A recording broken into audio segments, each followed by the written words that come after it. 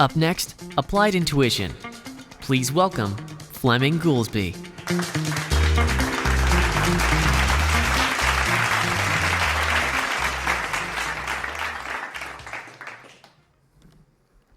Afternoon, everybody. Super excited to be here. My name's Fleming Goolsby from Applied Intuition. We're a late-stage startup based out of Silicon Valley focused on bringing in vehicle intelligence to every platform in all domains. What I'm super excited to talk about today is how, in pursuit of that vision, we've been able to partner with some of the world's top leading manufacturers and brought some software that ultimately we believe can help drive hardware design and accelerate the process of going from a concept on paper to ultimately a real system in the world. So I'll start with something that should be pretty obvious to folks in this room. There are a bunch of high stakes when you get into the hardware development world. At a fundamental level, high capital investment is required to buy tooling, to build the manufacturing, to train, and to equip all the people you need to actually go from zero to a real product in your hands. Outside of just getting that product, testing it and making sure it works is also very demanding. Coming from a defense background, it's particularly challenging in the defense world to test something in real conditions it might get exposed to. And so making sure, right, that you have the right thing is ultimately a very hard challenge in the hardware world. The final point, design changes late in the process can be extremely, extremely costly.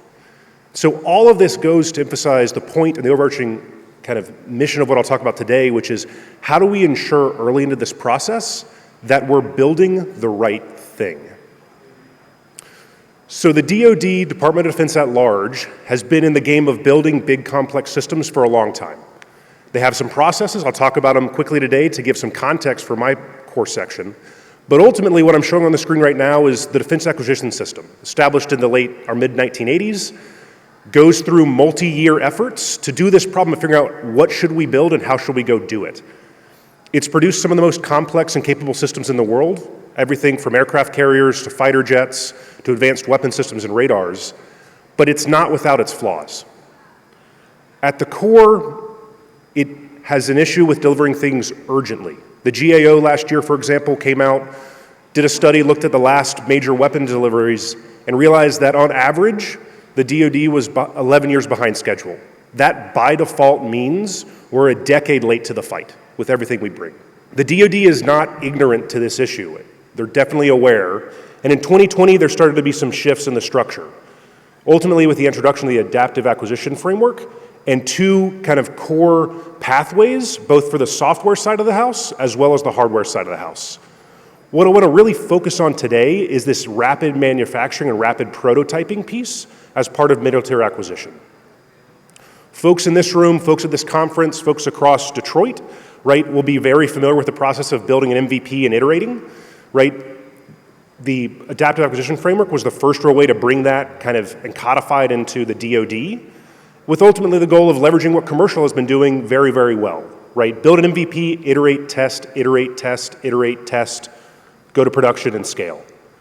But it still presents a number of core challenges, right? Fundamentally, how do we minimize iteration cycles, right? How do we avoid overfitting, right? If we're going fast, how do we make sure we build something that's robust to the real world it's going to get exposed to? Again, particularly in defense, that's a hard challenge. And then almost most importantly, the core question still remains. How do we ensure we're ultimately building the right thing? Whether it's the broader DoD acquisition system or the AAF, all these challenges still fundamentally remain. And the challenges are only further amplified by what we're seeing out in the world. Very complex situations like what we're seeing in Ukraine, complex concepts like mosaic warfare coming out of the DoD, all present challenges, and we believe the solution to address a lot of those broad challenges of how do we build something right is bringing simulation ultimately into the fray early in the design process.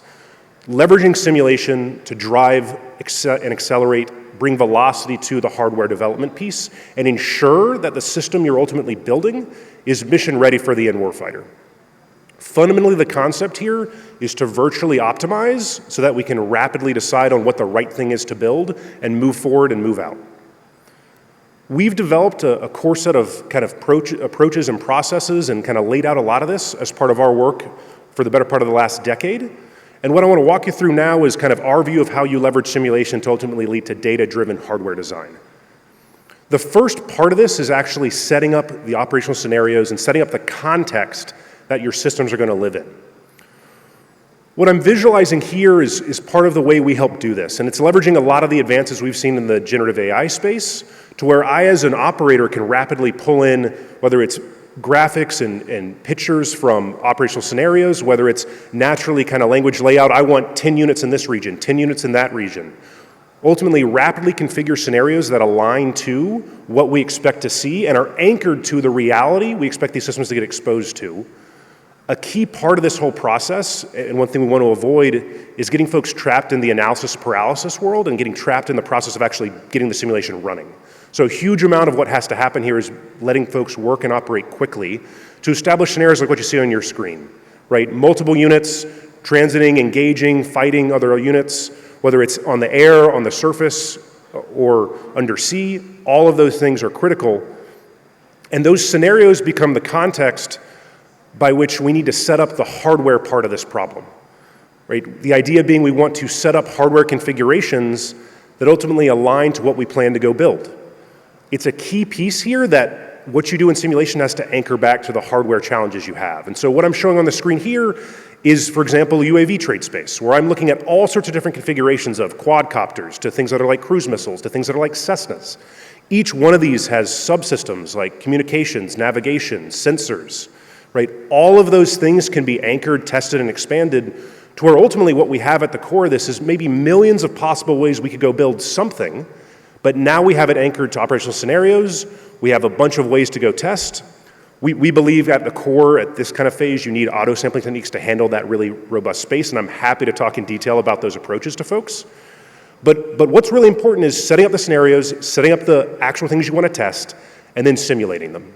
And in this case, what I'm visualizing here is, again, a similar scenario to what we set up. In this case, we've switched domains from sea to air because a lot of things we're building today have to support multiple domains. What we're showing is a bunch of assets flying out, engaging, destroying. Red assets on the board. What's critical to understand, and we believe this is really, really key, is you have to be able to run these simulations at high speed, right? We're talking about 2,000, 3,000 times real time, so that you can simulate in seconds what would be hours to days in the real world. Do that thousands of times, get reps on that problem set, you can refine and iterate that hardware design in a way you just cannot do in real life. The other piece that's important is the blue dots I showed you on this screen, we're actually running the actual autonomy software in the loop of this simulation. And so inside this kind of simulated world, we can test out the software that's actually going to be on the hardware so that, again, we rapidly increase the pace by which we can deliver a full system capability. The key piece that ultimately has to come out of this whole entire process is we have a bunch of data. How can we actually use that data to drive decisions? And the last real part of this core kind of approach is leveraging tools to visualize very vast amounts of data. What I'm showing here is a quick kind of setting of flipping through some pieces of trade, right? Mission, missiles, what's on board in terms of sensors, but what's really important is visualizing kind of complex trade spaces, right? Understanding that at the end of the day, what we're trying to do is balance, when we build hardware, cost versus some type of utility. That might be how many things I can engage in a TRID on the enemy side, how well my platform survives, how close red gets to a defended area. All those become key metrics by which we can assess, is this thing worth investing resources on the hardware side into building?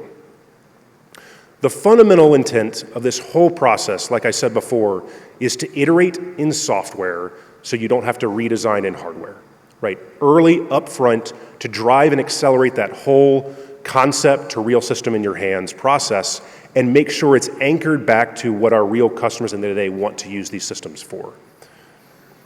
And so the key things I'll leave you with as part of this, hardware development, as we all know, is fundamentally a hard and slow process with high capital requirements to actually get into the game at all.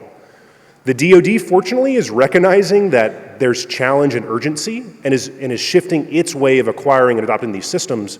But we believe fundamentally that the next step in that process is actually bringing in this more data-driven, anchored to the operational scenarios that we know the customer needs, to the front end of that rapid prototyping phase to ensure that we're not just building something, we're ultimately building the right thing.